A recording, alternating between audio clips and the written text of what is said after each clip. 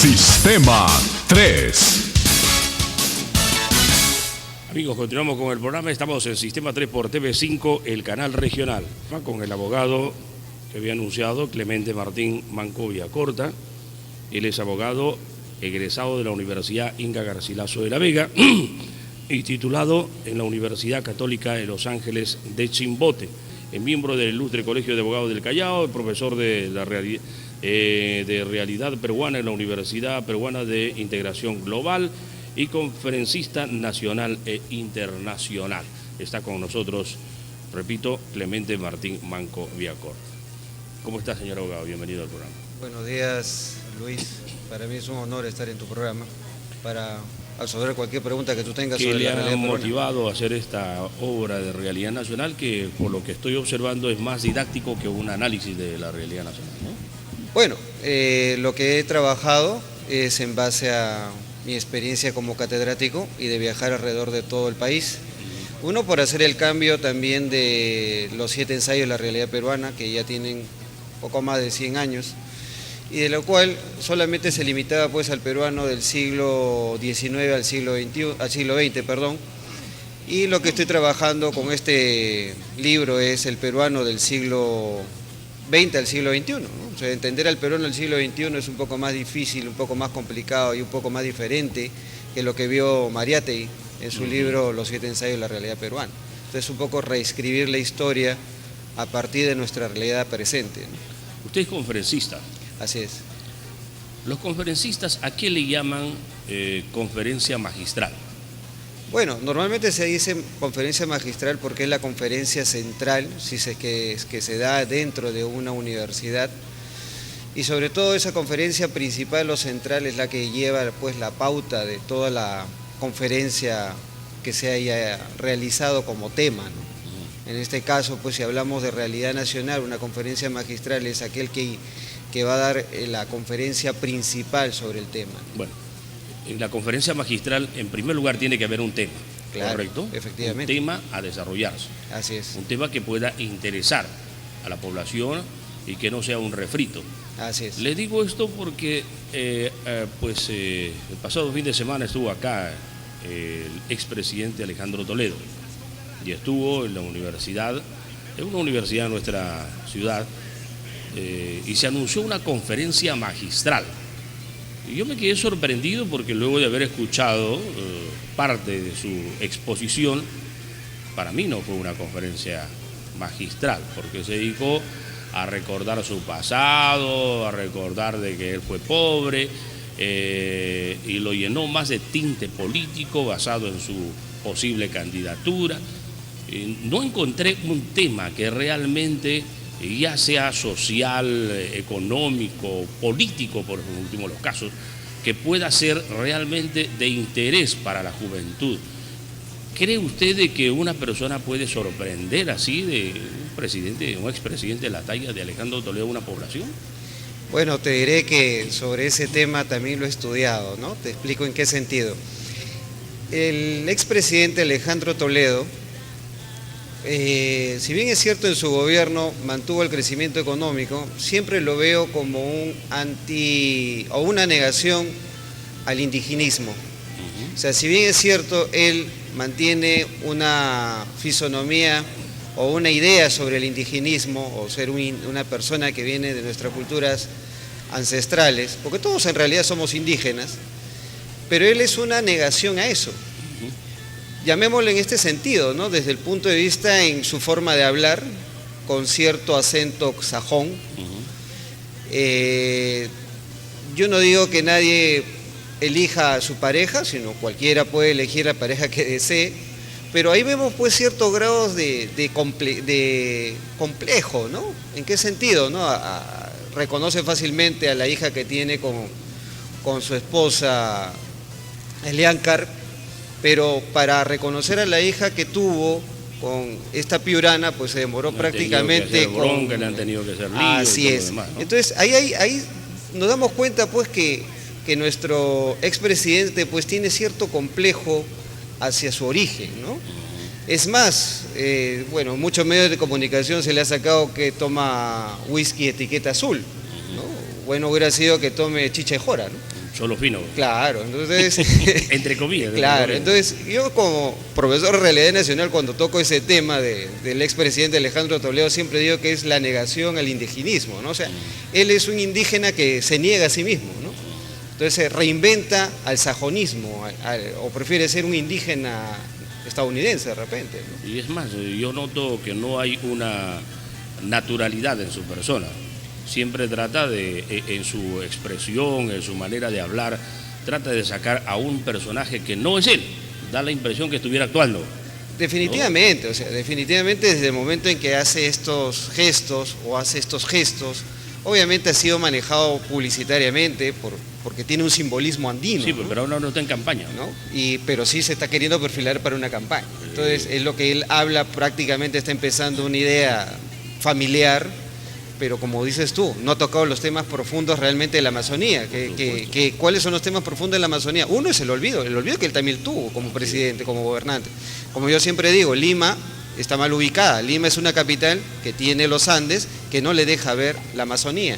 Entonces, él cuando fue gobierno, ¿qué hizo por la Amazonía?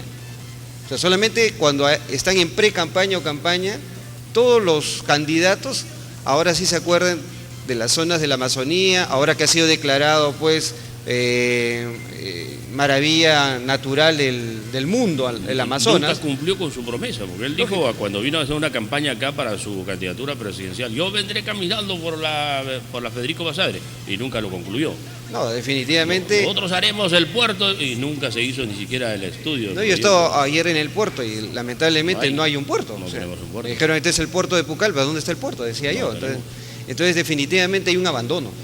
Y cuando nuestra reserva natural es la Amazonía, es toda la zona de la Amazonía. O sea, cuando hablo de Amazonía estoy incluyendo no solamente Ucayali, sino también a Iquitos o a Loreto, Madre de Dios, San Martín y todo lo que corresponde a nuestra Amazonía. Un conferencista cuando va a hacer una conferencia magistral debe elegir un buen tema y debe estar preparado, ¿correcto? Así es, y el tema donde viene. Lo que hemos notado en el señor Alejandro Toledo, una improvisación absoluta, unos vacíos enormes, para decir una palabra pensaba un montón, hay un huecos, lagunas, yo diría mares.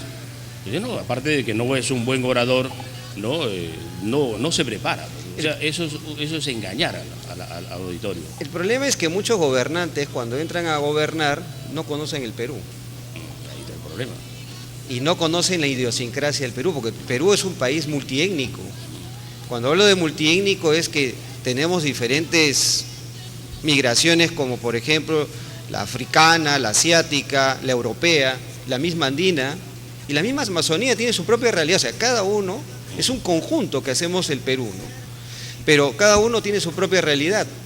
Y eso es lo que nuestros gobernantes cuando entran a gobernar no piensan. Por eso tenemos el problema del Conga.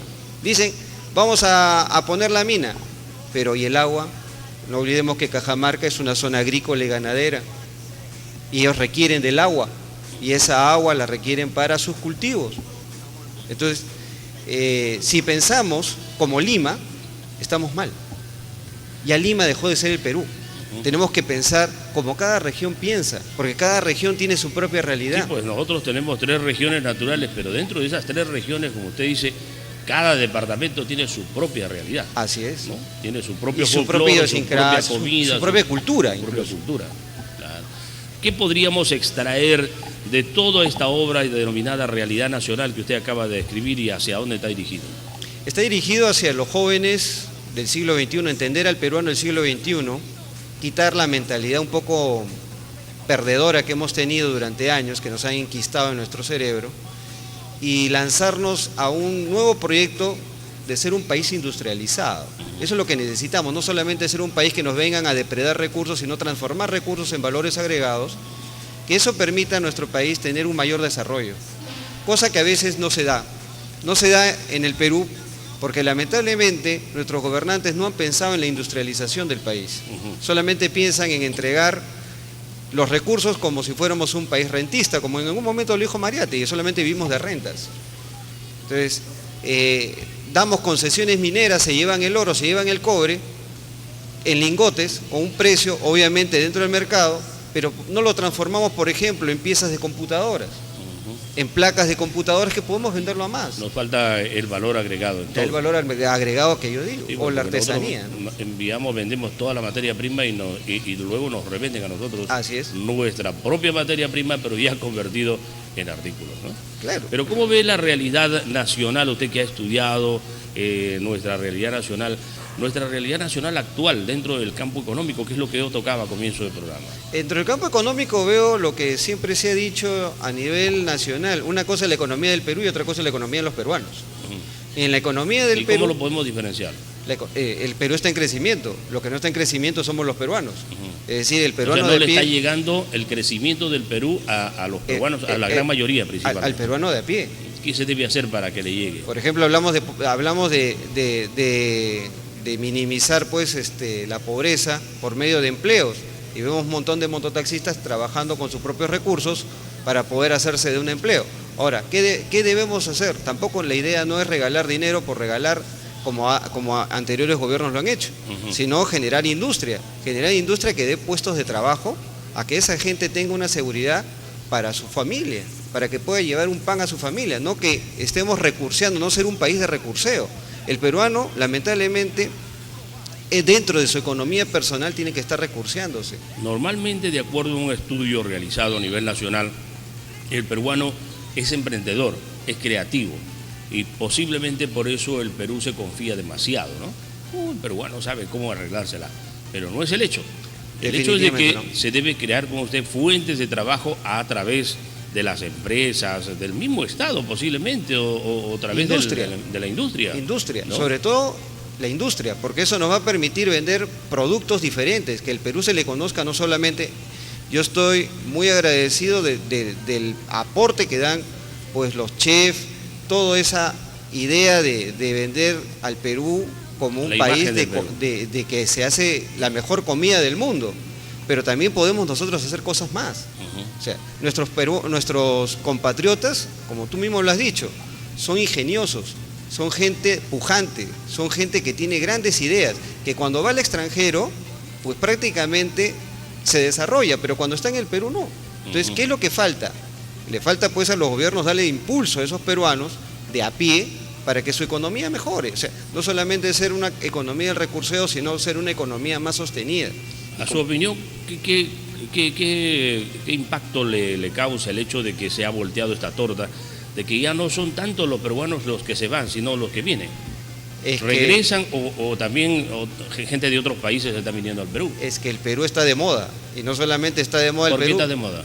Y también el quechua también está de moda. ¿Pero por qué el Perú está de moda? ¿Por qué el Perú está de moda? Porque justamente la economía del país está creciendo. Te podríamos decir que es un país de oportunidades ahora. Ahorita es un país de oportunidades, pero si industrializamos el país, sería un país mucho más atractivo, no solamente para los peruanos que regresan, sino para inversionistas. ¿Coincide usted con PPK que menciona de que debemos seguir para adelante en esta política económica y que debemos hacer el gran salto de los próximos 20 años? Bueno, desde que Fujimori hizo el cambio de rumbo, creo que ha sido la dirección más adecuada, y tenemos que seguir este mismo modelo, porque este modelo ha resultado sobre todo para la modernidad del país, pero hay que incentivar al peruano de a pie a que tenga un mejor nivel de vida, y para eso hay que invertir en industria.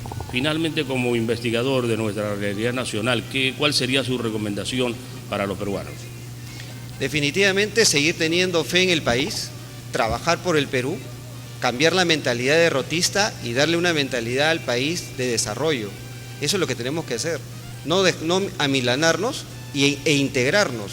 Es decir, decirle a los gobernantes de que, por favor, existe el Amazonas, la región amazónica, existe la región de los Andes, y tomémosle más atención. No, Lima no se gobierna, perdón, el país no se gobierna desde Lima solamente. No hay presencia de Estado, y lo que tenemos que propugnar es la presencia de Estado. Yo lo que le diría a cada uno de los peruanos es que cambiemos de mentalidad en nuestros hijos. El Perú está creciendo, el Perú cada día está mejor. Realidad Nacional, ese libro que ha sido escrito, editado por el señor abogado Clemente Martín Marco Villacorta, que está con nosotros. Muchas gracias, señor abogado, por haber estado con nosotros. Gracias, amigo Luis, y gracias por la entrevista. Muy bien.